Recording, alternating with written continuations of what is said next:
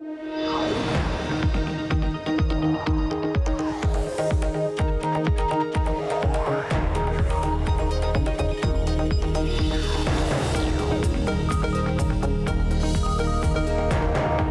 Emily Chang, and this is the best of Bloomberg Technology, where we bring you all our top interviews from this week in tech.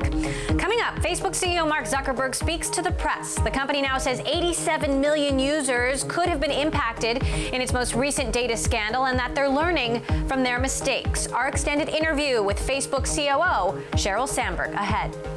Plus, Tesla tumbles on Monday, and Elon takes to Twitter multiple times. Our look at the factors driving declines at the electric car maker and why investors seem to be shrugging them off. Plus, Spotify's trading debut. We'll hear from an early investor in the streaming giant after its highly anticipated direct listing. But first, to our lead. Facebook revealed this week that 37 million more users may have had their data improperly accessed by Cambridge Analytica. That would bring the total affected to 87 million people. The news came before CEO Mark Zuckerberg spoke to reporters on a conference call Wednesday. Zuckerberg said that it is clear Facebook didn't focus enough on preventing the data from being abused, but that he is confident they are making progress in security. He also added that he's still the right person to be running Facebook, despite this breach of trust. I'm the first to admit that we didn't take a broad enough view of what our responsibilities were. But I also think it's important to keep in mind that there are billions of people who love the services that we're building because they're getting real value in being able to connect and build relationships on a day-to-day basis. And that's something that I'm really proud of our company for doing, and I know that we're going to keep on doing that. Facebook also revealed that all of its 2 billion users could have had their public profiles scraped from the platform. On Thursday, we sat down for an extended interview with Facebook COO Sheryl Sandberg. Take a listen. We had a feature where you could look up people by name or by email, and that was important for finding people. And someone made a directory they shouldn't have made with that information. But to be very clear and specific, all of that was public information. That was information that was already publicly available on Facebook. Now, to your broader question, we know that we did not do a good enough job protecting people's data. And I'm really sorry for that, and Mark's really sorry for that. And now what we're doing is taking really strong action. Starting Monday, we're going to be starting the process of rolling out to people all over the world, right at the top of their newsfeed, all the apps they've connected to, and a very easy way to delete those apps. And as part of that, we're going to tell anyone who might have had their data affected or accessed by Cambridge Analytica who they are. We're taking very strong steps to restrict more data that apps historically have had access to. And we're looking beyond apps. We announced yesterday that we're taking steps to shut down certain use cases in groups and pages and search and events. These are just the latest steps. This is going to be a long process. We are systematically looking at all the ways Facebook data is used. We're going to find more things. We're going to tell you about them. We're going to shut them down. And this is a forever process because security is always an arms race. You build, someone tries to misuse. You build, they try to misuse a new way. And we're committed to this for the very long run. Mark has personally taken responsibility. He said, we didn't take a broad enough view of what our responsibility is. That was a huge mistake. It was my mistake. How much do you feel personally responsible? I feel deeply personally responsible because there are real mistakes that we made and that I made. And I think when you take a step back and you think about what's happened here, for a long time, we were really focused on building social experiences. And a lot of good happened because of those. And when we found problems, we would shut down that problem. So the specific case of the friends of friends sharing that happened with Cambridge Analytica, that specific case was shut down in 2015. But what we didn't do until recently, and what we're doing now, is just take a broader view, looking to be more restrictive in ways data could be misused. We also didn't build our operations fast enough, and that's on me. We had 10,000 people working in security at the beginning of the year. At the end of this year alone, we will more than double to 20,000. We are massively investing in smart technology, and we're doing all of this to make sure that we get to a place where we can proactively protect people's data. Facebook has constructed a business model that leverages personal data that users share with Facebook, and you are the chief architect of that. Assuming the business model will evolve as a result of all these changes, how will that impact the bottom line? How will that impact profitability? We've never run this company for short-term gains, and we've never run this company to maximize profits. We run this company for the long-term health of our community and business.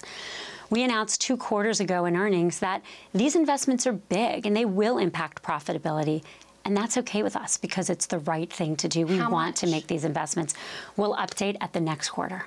So, talk a little bit about, you mentioned that a few advertisers have paused their spending as a result of this. How big is that pause? Can you give us any color? It's a few advertisers, but what matters is not how big it is. What matters is the questions they're asking. So advertisers are people. They're people who use Facebook. So are investors. And everyone wants to know the same thing, which is, are you protecting people's data? I think the advertisers and people who use Facebook also want to know that the good things will continue. And those are really important as well. Earlier this week, I was in Houston. I met this incredible man, Ramon. I went to his local taco store. When Hurricane Harvey happened, he had lots of food but no power. So he used Facebook to find a competitor who had a taco truck, teamed up with him, and then they used Facebook to drive around and find people who needed food. Now, those people were publicly sharing their location on Facebook. And what people want to know from us is, are we going to take steps to be more protective and more proactive? And the answer to that is a firm yes. But we're also going to take steps to make sure that the good that happens on Facebook can still happen. With all that we know now, do you believe that Facebook played a decisive role in electing Donald Trump? There's a lot of concern about what happened in this election. We are certainly concerned about the foreign interference on our platform. The overall picture here, I don't think anyone knows yet, but it's an important question, and I think it's one that's going to be studied for years and years to come. Where we're focused now is taking the lessons of past elections and making sure we apply them going forward. Foreign interference. You may have seen earlier this week, we took very strong steps to take Russian IRA content off our site. That was the content that was in the U.S. election that we did not find quickly enough, but now we're analyzing ahead, and we found 270 pages and accounts linked to them that were deceptive in Russian, targeted mostly at Russians. Our message is very clear. There is no place for this deceptive content, for these troll farms anywhere in the world. We took this down in Russia. We're looking for others from other similar groups, and we're going to take them down anywhere in the world. Mark has been asked if he's the right person to lead Facebook. Do you believe that he is? He said he is. Do you agree? I believe deeply in Mark. Mark had a vision for what social services and social sharing could be, and that vision remains really important. Mark also, along with me and all of us, take full responsibility for what's happening here, and we're making a very important shift. We're going to keep building social products because sharing is so important to people all over the world, and we're going to be much more proactive. Emily, I'm not going to sit here and say we won't find more problems. We will. We are going to continue to find problems. We are going to continue to shut down situations when we find them. And this is a forever thing because security is an arms race. This is something that we're signed up for, not just now, but on an ongoing basis. And be sure to tune in as Bloomberg Technology heads to Washington next week for full coverage as Facebook CEO Mark Zuckerberg testifies before the Senate Judiciary and Commerce Committees. Meantime, the Food and Drug Administration is calling on Twitter and Facebook to be more proactive in stopping online opioid sales. The FDA says social media companies need to root out ads for the addictive painkillers, which contribute to hundreds of thousands of fatal overdoses in the United States. The FDA is also planning a summit with internet CEOs to identify technology gaps. Coming up, Spotify's NYSE debut. How did its rare approach to going public fare? For the streaming giant, we'll talk to a key investor in Spotify next.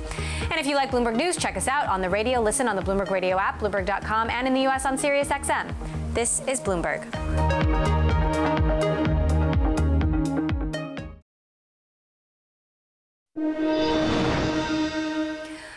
Alibaba is stepping up its efforts to expand into China's growing meal and food delivery market. It's buying a startup Ele.me at a valuation of $9.5 billion. The move signals Alibaba's desire to compete with Tencent and Meituan in that market. Ele.me operates a fleet of delivery people on motorbikes across China. Baidu ceded control of its own food delivery unit last year to Ele.me, which, along with Meituan, are the two biggest competitors in China's online food delivery market. And Sony stands to reap almost $1 billion from its stake in Sweden's Spotify. The amount reflects the stock sale on Tuesday and the higher value of Sony's remaining stake after Spotify's listing. Sony operates the world's second largest record label and largest music publisher. This, of course, after the Swedish music streaming service went public in a direct listing on the New York Stock Exchange Tuesday. The music streaming service kicking off trading as a publicly listed company with a share price just under $166. Spotify has more than 70 million subscribers. It's valued at $28.7 billion. Bloomberg's Caroline Hyde in London spoke with an early investor in Spotify Wednesday, a day after it started trading. The company has a few competitive advantages that is very hard for the others to replicate. One is that it actually reaches the entire device ecosystem, not just the Apple products or within the US, which is the case with Amazon. I think also the business model is largely a function of that the entire music industry is now moving towards a very well orchestrated idea of creating a marketplace, largely the brainchild of Daniel and his team, and they can thereby disintermediate a significant part of the industry and thereby really significantly improve the margins. Emily mentioned at the start that we have seen a little bit of a sell-off in the share price today, closed down about 2%. I'm looking at my Bloomberg, where I'm going to explain to you what I see. If you dive into GTV, you can look at how Spotify is trailing its peers. It rallied a little bit at the end of trade, but we are off by 2%. I mean, underperforming the market, underperforming Pandora, Sirius, for example, today. What about the direct listing and the volatility that we see in the shares? Do you feel this direct listing was the best way to go rather than an initial public offering, as might have been more usual? Well, I think it's a bit early to really draw any firm conclusions about that. It's clear that the company made the decision to go to do a direct listing because there was very little point in having the cost of an underwriter to raise capital or to sell secondary shares, where there was actually no interest in neither raising capital nor selling secondaries in a more conventional manner. So I think the downside is obviously that you don't have the kind of investment banking methodology of propping up the share price a few days after the listing, and I think that was a part of the expectations with many, including us, that there would be and will probably be some volatility going forward until the market has fully understood the qualities of the company and maybe seen another quarterly report or so that they have their business in great order. What about you going forward, PJ? Because this is, I understand it to be the single biggest ever return for European VC fund. You've got money to put to work, €1 billion more than. What are you going to invest in next? Well, we do see a lot of interesting things going on in Europe and also here in the United States. I think the difference with the venture industry right now from, for instance, 20 years when I started was that we are addressing huge markets, fundamental market shifts like the entire multi-trillion-dollar financial institutions industry. It's ripe for creative disruption, and you see also that there is a lot of venture capital money going into that space. So we're quite excited about that. Then also, obviously, the ideas of disrupting the traditional way of selling stuff. Typically through stores, and this is the direct consumer trend, I think, is here to stay and will build over time. That was PJ Parson, North Zone partner, speaking with our own Caroline Hyde. Coming up, keeping the internet safe from extremist content. We'll talk to the man helping to stop that content from ever being uploaded. That is next. Plus, later this hour, Amazon's still under presidential fire. The president ramps up his war of words against America's biggest online retailer with a potential cloud contract with the Pentagon hanging in the balance. This is Bloomberg.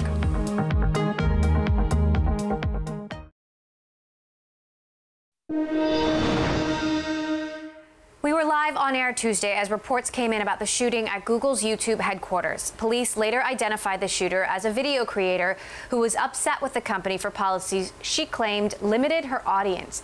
The suspect, Nasim Agdam, 39 years old, of San Diego, killed herself after wounding 3 people at the San Bruno, California campus. One victim remains in serious condition, while 2 others were released from the hospital Tuesday night. Since the shooting, we have heard from Google. CEO Sundar Pichai tweeted, "There are no words to describe the tragedy that occurred today. Susan Wojcicki and I are focused on supporting our employees and the YouTube community through this difficult time together. Thank you to the police and first responders for their efforts and to all for messages of support." Other tech leaders also spoke out. Apple CEO Tim Cook tweeting, "From everyone at Apple, we send our sympathy and support to the team at YouTube and Google, especially the victims and their families." Twitter CEO Jack Dorsey tweeted, "I can't imagine what our friends at YouTube are feeling and dealing with right now. We're here for you and your families and your friends. We're also aware of the misinformation being spread on Twitter, and we are tracking, learning, and taking action. We're working diligently on product solutions to help." I spoke with Mark Bergen, who covers Google for Bloomberg, the day after the shooting to talk about the larger implications here. The police say the most likely motive is that she was upset with YouTube's policies. And we've seen some from her videos that are now been taken down yesterday from her website, that she was a strong vegan rights activist. She posted a lot of videos about animal rights, some of them with like grotesque images of animals being tortured. Her claim is something that's similar that we've been hearing from YouTube creators for the past year, that they've been seeing less and less ad inventory. Some of them go out and claim that YouTube is really hurting their livelihoods. That's certainly the claim she's made. Clearly, this is an extreme example, and it seems like this is a response that probably has driven by mental health issues as well. What do we know about how Google and YouTube are responding to this, given that this woman got into a private patio at YouTube headquarters, which presumably there's badge access. Right. Somebody with a gun shouldn't have been able to get inside. Yeah, YouTube's been really quiet today. We don't know if they're changing their policies. It's likely that they will. We wrote this, my colleagues wrote a great story this morning about how, companies like YouTube, Google, Facebook, in Silicon Valley, they're sort of structured like college campuses, right? They're meant to have this really open and free environment. This may change that.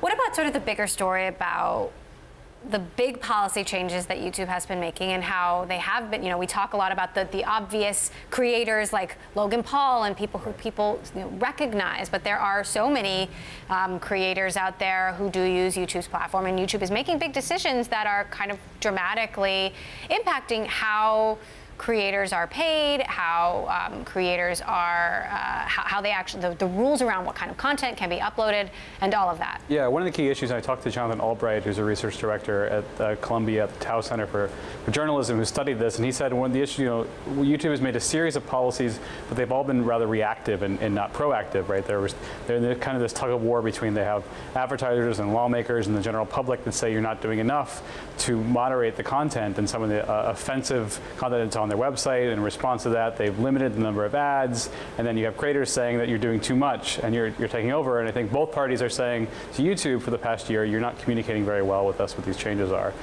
Right, these are the kinds of videos that perhaps should never have been uploaded in the first place, right? Or should never have been allowed in the first place. I mean, that's a debate. And then they sort of are, changing their policy, which affects a lot. Right. I mean, that's a debate that YouTube's had for years, and the company, even before they were bought by Google, it was broadcast yourself, and they've been fairly dedicated to this idea that this revolutionary idea that anyone can go up and upload any video at any time. The metaphor that Susan Wojcicki and the leadership has been using is now we started out as a small town, and now we're this big city, and clearly they're this big unwieldy city where they haven't put enough rules and bumpers in place to prevent these kind of issues. A massive city, in fact. All right, Mark Bergen, who covers Google and YouTube for us, thanks so much. I know you're going to continue to report on this story, and we will hear more from you.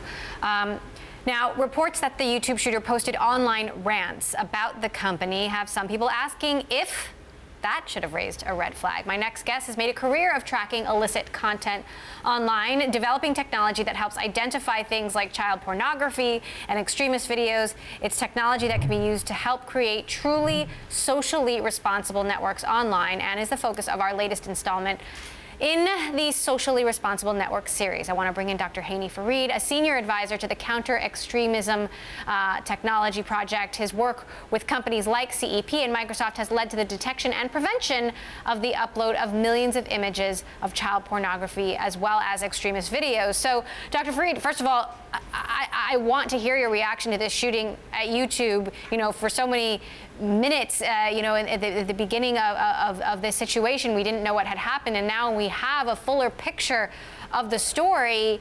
What's your take on this? Yeah, so there's no doubt that there are complex issues when you deal with platforms of the size of Facebook and of YouTube. YouTube has hundreds of hours uploaded every minute. There are going to be complex issues. We've always known that, and we've always tried to contend with that. Our point has been that while there are gray areas, the types of videos that you were just talking about, there's also other areas that are unambiguous. So when we have videos of child pornography, when we have videos of beheading, when we have calls to violence, glorification of violence, those are clearly range from the illegal to clear and unambiguous violations of the terms of service. So my view of the situation is that the platforms have been, and your previous guest mentioned this, more reactive than proactive.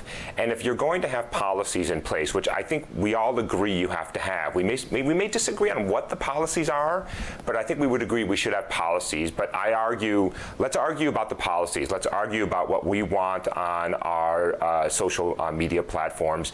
But then we have to be transparent, we have to have due process, and we have to be consistent in the application of those rules. And that's something that the technology companies have not been very good at.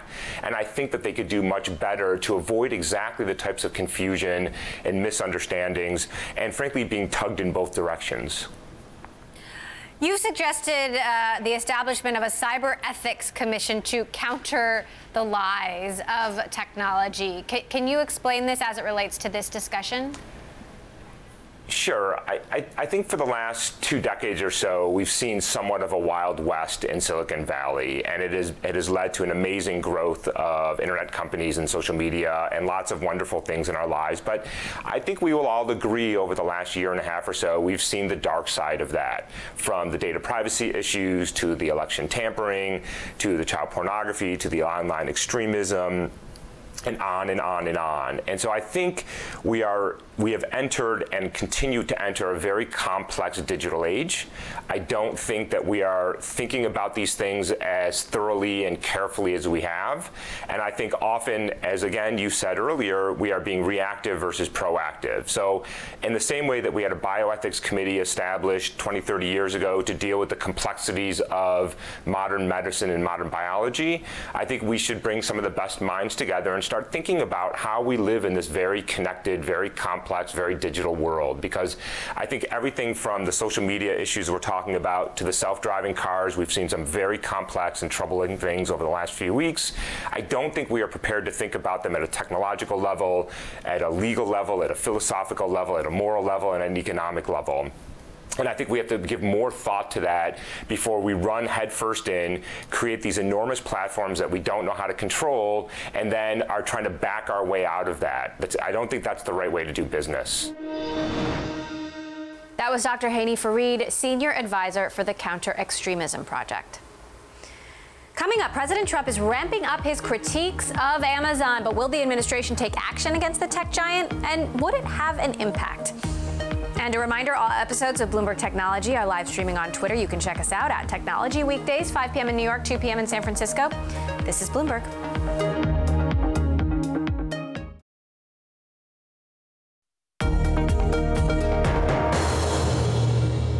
Welcome back to the Best of Bloomberg Technology. I'm Emily Chang. President Trump's criticisms of Amazon have come into focus this week. Speaking at the White House on Tuesday, Trump said the post office must renegotiate its deal with the retailer to increase Amazon's shipping cost.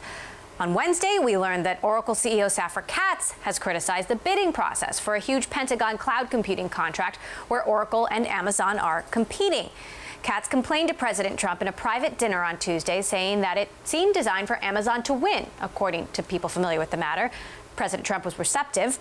We went to Washington to get the details from Bloomberg's Alex Wayne. It was an interesting dinner. It was an invitation from Trump to Peter Thiel, the venture capitalist, who brought along Safra Catz as a guest. And she apparently returned to this subject several times over the dinner, this competition to win this Pentagon cloud computing contract. It's as long as a 10-year contract worth billions of dollars. It's big business. And Oracle is afraid that Amazon is in the pole position to win the contract. The way the Pentagon wants to do it is to just award the entire business to a single company. Amazon is the leading company in the world, really, on cloud computing. Their competitors are trying to get the Pentagon to split the business up among multiple companies, and they've got some members of Congress on their side who have also asked the Pentagon to do this. That's about the only way they can hope to probably defeat Amazon in this competition. So the president was receptive, as we understand it, but could he really interfere, or are there any actual plans to interfere? It's obviously an interesting question, given the fire that Amazon has taken from the president over Twitter over the last few days. We asked Sarah Huckabee Sanders about this at today's briefing at the White House. She said that the president does not intend to interfere in the contract, but he did hear out Catz during the dinner, and he told her that he wants the competition to be fair. One thing he could do to put his thumb on the scale slightly without looking like he's really tipping the contract against or away from Amazon is to tell Jim Mattis, the defense secretary, that he really thinks the business should be split up among multiple companies. Meantime, shares of Amazon have been under pressure ever since the president began tweeting about the company. But the selling slowed down Wednesday after Bloomberg reported there are no active discussions about turning the power of the administration against the company. And several analysts reiterated their bullish calls on Amazon. We spoke with Tom Forte, senior research analyst at D.A. Davidson. I think that when you look at President Trump and his intent here, I think he has a strong feeling against Jeff Bezos, to the extent that Jeff Bezos, the CEO and founder of Amazon, also owns the Washington Post. So I feel like a lot of these tweets are directed at Amazon, but the real target is the Washington Post. But for Amazon, the company, though, given that he is the president, I think you have to take these tweets seriously. And in the case of the Postal Service, I do think that Amazon is getting a bit of a sweetheart deal. So in that regard, I think the president's actually accurate. One of the president's latest tweets: I'm right about Amazon costing the post office massive amounts of money for being their delivery boy. Amazon should pay these costs plus and not have them borne by the American taxpayer. Many billions of dollars. Post office leaders don't have a clue, or do they? You know, we've done the math at Bloomberg, and we've learned that the post office, in fact, does make money on their relationship with Amazon. Perhaps they should be making more money on their relationship with Amazon. That is up for debate. But how do you think this will actually affect Amazon in the near term? Sure. So first and foremost, all the tweets from the president basically convince me that the second headquarters from Amazon will be in his backyard. If you look at the 20 finalists for the second headquarters, 3 are in either Washington, D.C. or a suburb of Washington, D.C. Basically, this process of picking a second headquarters is about influence. And where else could Amazon have more influence than being next door to Washington, D.C.? Why is that important? Having influence with the policymakers in Washington, D.C., including the president, I think is very important. Second, as far as implications for the Postal Service, it's possible they could pay a higher rate. I think really why I say sweetheart deal is that Amazon could not probably get the same economics with the FedEx, UPS, or any of the regional players like a LaserShip or an OnTrack. But the good news for Amazon is they're increasing their first-party logistics assets. They have air freight, they have trucking, and interestingly now, with give or take 460 Whole Foods locations and 10 bookstores, give or take, they now have a physical presence that they can also leverage to work on their logistics efforts. I'll give a quick example. When I go to my local Whole Foods now, I'm greeted with an Amazon locker. Why is that important? It's another place that I can pick up products I order on Amazon or return them. So while there's potential that disruption to Amazon from losing the Postal Service, perhaps in the most dramatic scenario, I think the impact would not be as significant as some may fear.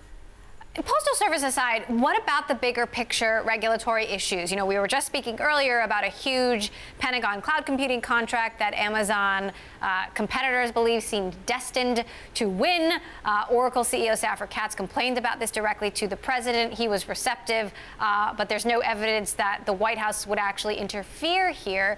But on a broader regulatory level, there is concern about just how big Amazon is becoming and how many industries they are getting their hands into. Is that something that the president could stand in the way of? Sure. So two things. One, on antitrust, I would argue that most of what Amazon does increases competition, lowers the price to the consumer. Therefore, at this point in time, I don't think antitrust is a significant risk to Amazon. Two, on cloud computing. To that end, Amazon's strategy has been the early leader in the space and passing on lower costs to its customers. Netflix is a great example of that. So let's be, frank here. When was the last time anyone ever talked about Oracle and lowering prices? Never. So I think that, it's opportune for competitors of AWS to want to have the president's ear. But in this instance, when it comes to this potentially very large federal contract, if he wants what's in the best interest of the country, meaning the lowest cost provider to the federal government, it's likely AWS and Amazon. Thanks to Tom Forte with D.A. Davidson.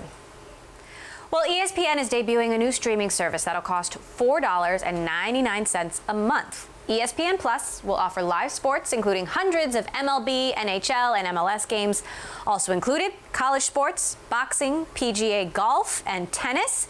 ESPN Plus will debut on April 12th. The company says subscription video on demand of Disney, Pixar, and Marvel, as well as Lucasfilm movies, will launch in late 2019. Still ahead, Tesla's production goals get even more elusive after it misses first quarter targets for the Model 3. But investors shrug it off, with the stock rallying after its toughest week in more than a year. That full story ahead. This is Bloomberg.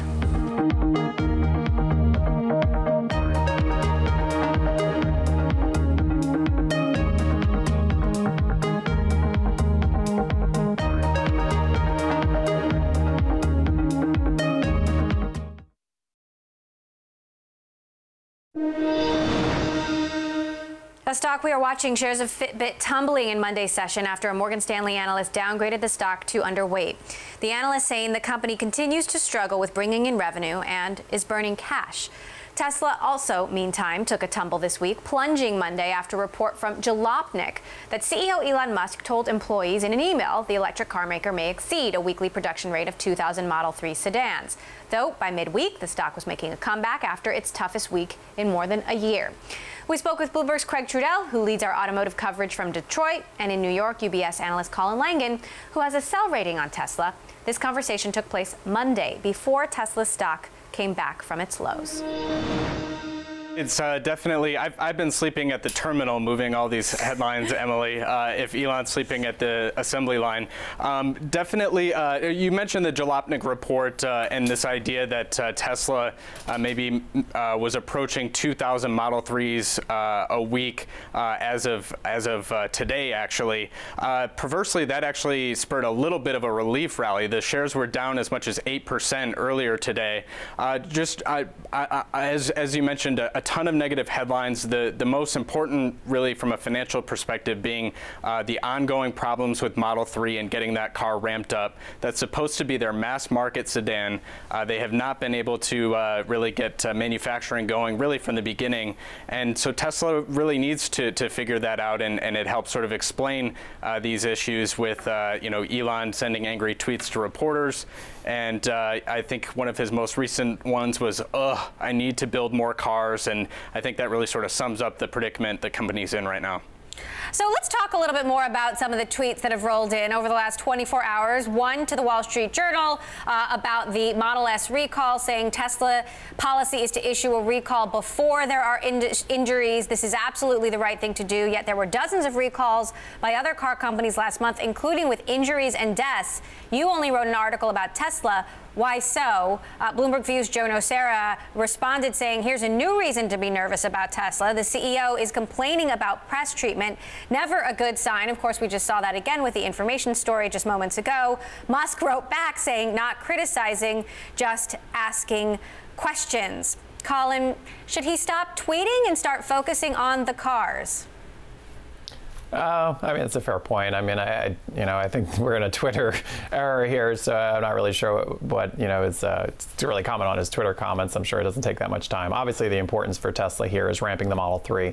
It has everything to do with what investors are focused on in the near term, and it has everything to do with the cash burn story. If they can't get this ramped by Q2, I think they're going to have to go to the market and raise capital in Q3, and that's a challenge for them because they usually come to the market with good news. They usually have a story to sell, a new product to sell, and if they're going to the market because they actually are in a cash bind, I'm sure they'll be able to raise capital, but it's going to be the first time that they go in that kind of challenge position.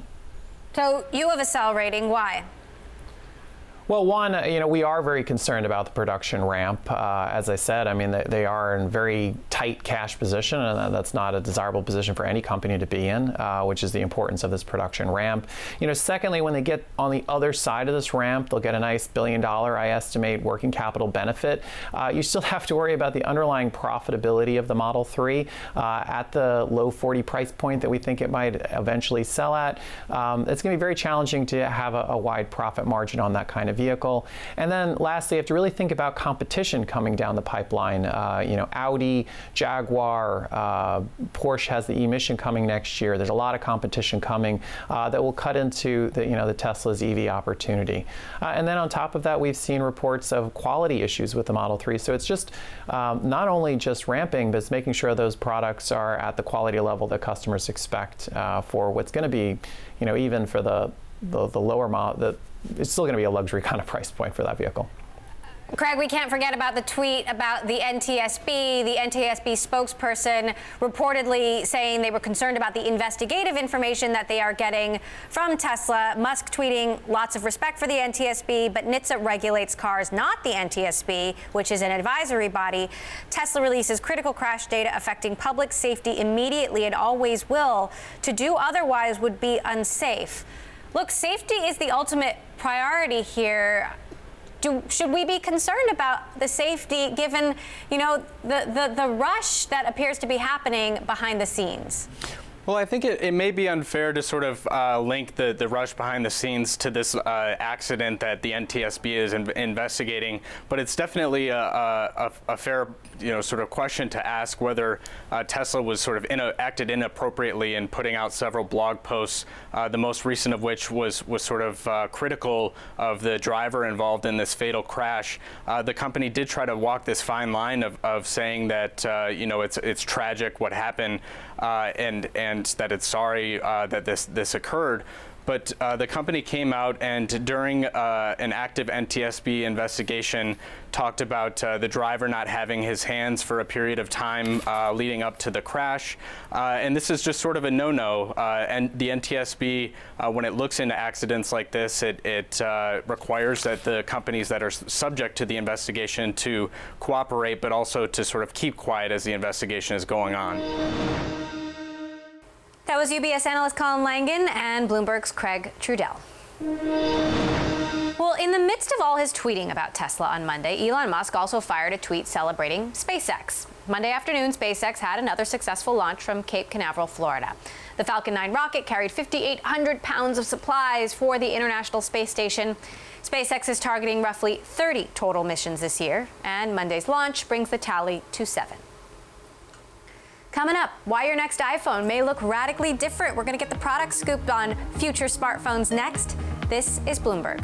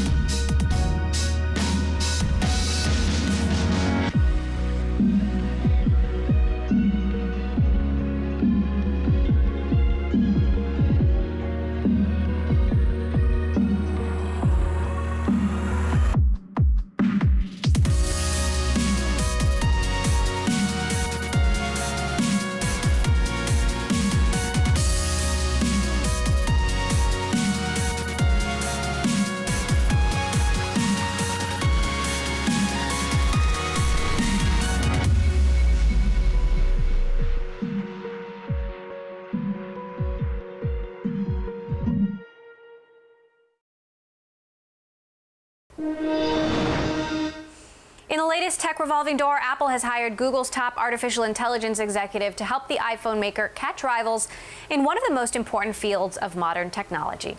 John Giandrea will report to CEO Tim Cook and has a lot of work to do. Apple has lagged behind Amazon, Google, and Microsoft when it comes to AI. And Apple wants to make sure that future iPhones will stand out in a crowded market. In a Bloomberg scoop, we have learned the company is working on touchless gesture control and curved screens for next-gen devices. This, according to people with knowledge of the matter. The control feature would let iPhone users perform some tasks by moving their finger close to the screen without touching it. And yet another Bloomberg scoop on Apple this week. Apple is delving further into the chips business with plans to use its own chips in Mac computers as early as 2020. The move would replace Intel chips currently in the hardware. The news was a blow to the chip maker, with shares plunging. We spoke to the reporters who broke this story, Bloomberg Tech's Ian King and Mark Gurman. So what Ian and I reported is that for the first time, Apple is now designing and planning to use its own processors, the main chips known as CPUs in its computers, which would of course replace Intel, which gets over 5% of its annual revenues from the Mac maker. So Ian, why is this such a big blow to Intel? It depends, really. I mean, as Mark just said, about 5% is not the end of times for Intel. But if it spreads, if it becomes a phenomenon, if it becomes a proof point that shows that Intel's chips are no longer the leading technology that nobody can live without, then it becomes a major issue. What's the likelihood of that? Well, there's been lots and lots of attempts over the years to try and knock Intel off its spot. Qualcomm is currently trying to get into the PC industry again with help from Microsoft. Nobody's really made any impact. But if Apple can do it, then people are going to look. Mark, how does this fit into what we know more broadly about Apple's plans? So what Apple's strategy over the past, let's say, 6 or 7 years or so, has to increasingly bring more features from the Mac to the iPad and the iPhone, as well as vice versa, bringing features from the iPhone and the iPad to the Mac. And over that time, the Mac has sort of languished, has taken a step back from prominence from iOS, given how much money that generates for the company, the iPhone over 2/3 of revenues. But what Apple's going to start this year, and they're going to announce this in June, is a big push to sort of bring the software platforms of the Mac and the iPhone and iPad together. They're going to start allowing users to run iPhone and iPad apps on your Macs. So the next logical step is to move to the hardware space in terms of merging, and that's what we're seeing for the chipsets. If every Apple product, Macs, Apple Watches, Apple TV, iPhones, iPads, et cetera, run the same processor, the same lower level functionality, they can run more of the same features and get new enhancements at the same time. Intel is weathering this, in an already bad year after the chip flaws that you reported on earlier this year. Ian, how does this fit into the bigger Intel story? Yeah, I mean, this is the thing, is like, there's no small risk here for Apple, right? If you're saying we don't need Intel anymore, then you're saying we trust Samsung, we trust TSMC to make these chips, we trust them to catch up with Intel, if not surpass Intel. In the past, those bets have been made and haven't panned out. Intel has been able to reassert itself. So we'll see. I mean, traditionally, Intel said, we're 18 months, 2 years ahead of everybody else. Now we're not so sure about that gap. And I guess this could be a major test for them. So, Mark, what about the risk that Apple is taking here? A company that, certainly, doesn't want to make any mistakes. This decision is 10 years in the making. In 2008, Apple bought a company called PA Semi. It was a UK-based manufacturer and developer of very low-power chipsets. Apple, a few years later, turned that into the main processor called the A4, which was the chip behind the first iPad as well as the iPhone 4. Now they have chips for everything. They have chips for wireless networking. They have chips that manage the security and some features on Mac computers. They have chips for basically everything in an iPhone. So they've been working on this for a while. They have a gigantic chip team of hundreds of people stationed both in Israel, which is a big hub for chip making and other tech endeavors, as well as in California near their Apple Park campus. campus. So they've been working towards this for a while, and now you can sort of read the tea leaves and see everything come together. We have the hardware portion, what we reported on today, Ian and I. We have the software portion that I reported on in December, merging the iOS and Mac app stores. And all we're waiting for is to get to that final point, to get to that peak, the plateau where they bring everything together and do a complete merger of both the hardware and software, while still maintaining what is good about the Mac versus what's good about the iPhone. I don't think they're going to do touchscreen Macs from here. I think those are still going to be separate. In terms of the risk, I don't think it's very risky, right? Because they have to walk a fine line, which they've always done and which they will do. There's really no chance that Apple messes this up. They're not going to do something that's going to alienate their customer base. That was Bloomberg Technology's Ian King and Mark Gurman. And that does it for this edition of the Best of Bloomberg Technology. A reminder that we will be heading to Washington next week for full coverage of Facebook CEO Mark Zuckerberg as he testifies before the Senate Judiciary and House Commerce Committees. Tune in every day, 5 p.m. in New York, 2 p.m. in San Francisco. And remember, all episodes of Bloomberg Technology are live streaming on Twitter. Check us out at Technology weekdays. That's all for now. This is Bloomberg.